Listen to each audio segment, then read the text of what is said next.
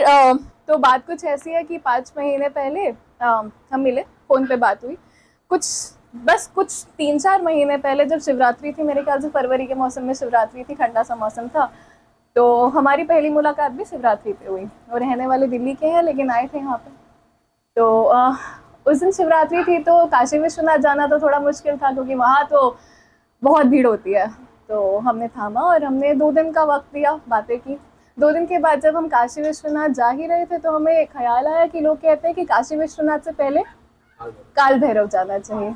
तो काल भैरव की उन सकरी गलियों में हम चले गए और दर्शन करके आ रहे थे काल भैरव का। वापस आते समय काल भैरव में जब आप वापस आएंगे या जाएंगे भी तो वहाँ पे छोटी छोटी दुकानें पड़ती हैं जिनमें छुपी हुई भांग की दुकान भी है, शायद देखी होगी। तो उस भांग की दुकान से उन जनाब को लेना था अपने दफ्तर में किसी के लिए भांग का गोला। अब वो तो उसमें थोड़ा सा बिजी हो गए। उतने में एक कोई साहब आते हैं जो थोड़े से बूढ़े लग रहे थे लेकिन दिल के बहुत जवान थे। वो उनकी बातों से पता चल रहा था शायद एक आर्टिस्ट थे, इसीलिए दिल से जवान थे। और शायद इस चीज़ से आप लोग भी रिलेट करोगे कि कभी भी एक आर्टिस्ट बूढ़ा नहीं होता। तो उन्होंने अपनी प्रख्याति और अपनी प्रतिष्ठा के बारे में कुछ कुछ बताया कि मैंने ये किया है, मैंने वो किया है, मैंने ये अवार्ड जीते, मैंने वो अवार्ड जीते। खैर मेरा ध्यान उनमें नहीं था, मगर एक मोमेंट ऐसा आया जहाँ पे उन्होंने हम दोनों को देखा। जैसे ही वो भांग लेके पीछे मुड़े ना, तो एक मोमेंट ऐसा आया कि उन्होंने हम दोनों को देखा और देख के बस ऐसा कुछ बोला कि एकदम वो मोमेंट वहीं के वहीं फ्रीज हो गया। उन्होंने हमें देख के बोला कि क्या शिव पार्वती सी जोड़ी है। और उस मोमेंट को या उस मोमेंट के एसेंस को लिखते हुए मैंने ये पोएम आज ही लिखी है, अभी तो पैर को ताज़ा ताज़ा वेरी ताज़ा कि तुमसे एक बंधन में बंधकर तुमसे एक बंधन में बंधकर जगत रीत के वादे कर कर, तुमसे एक बंधन में बंधकर जगत रीत के वादे कर कर, खुद को तुम में शामिल कर कर, खुद को तुम में शामिल कर कर, तुमने मुझे स्वतंत्र बनाया है, तुमने मुझे स्वतंत्र बनाया। और स्वतंत्र यहाँ पे इसलिए क्योंकि जब वो बोलता है ना तुझे जो करना है तू कर, मैं खड़ा हूँ तेरे पीछे।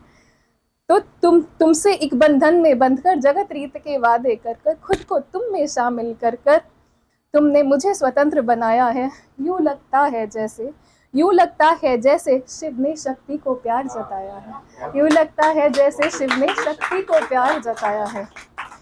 मुझ में मैं अधूरा सा था।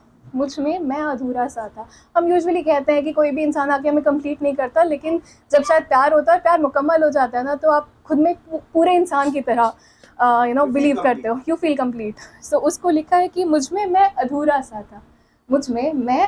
सा था, तुमसे मिलकर पूरा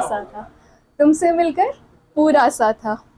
तुमने मेरे अस्थिर जीवन में, भागती दौड़ती सी तो जिंदगी है, हम कभी खुद के लिए भी टाइम नहीं निकालना चाहते कि हम खुद ही से ना मिल जाए।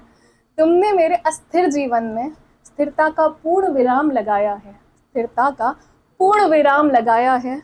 यूँ लगता है जैसे शिव ने शक्ति से प्यार जताया है, यूँ लगता है जैसे शिव ने शक्ति से प्यार जताया है। बिन कहे सब सुन लेना तुम्हारा, मेरे मौन को चुन लेना तुम्हारा। यूजुअली हम क्या करते हैं, लोग होते हैं तो बातें करने का मन करता है ना, लेकिन किसी के साथ जब आप चुप बैठने का प्रयास करते हो और उसमें मज़ा आने लगता है ना, तो शायद वही इंसान है जिसके साथ तुम पूरा जीवन बिता सकते हो। तो बोला है कि बिन कहे सब सुन लेना तुम्हारा, मेरे मौन को चुन लेना तुम्हारा। मेरे निशब्द मन से तुमने बातों को चुराया है, यूँ लगता है जैसे शिव ने शक्ति को प्यार जताया है। और ये लास्ट पारा है जहाँ पे मैं बोलती हूँ उनके लिए कि ना छल ना कपट ना दिखावा, ना चाहने की कोई शर्त, ना छल ना कपट ना दिखावा, ना चाहने की कोई शर्त। तुमने सरल प्रेम से मेरा स्वर्ण संसार सजाया है, यूँ लगता है जैसे शिव ने शक्ति को प्यार जताया है,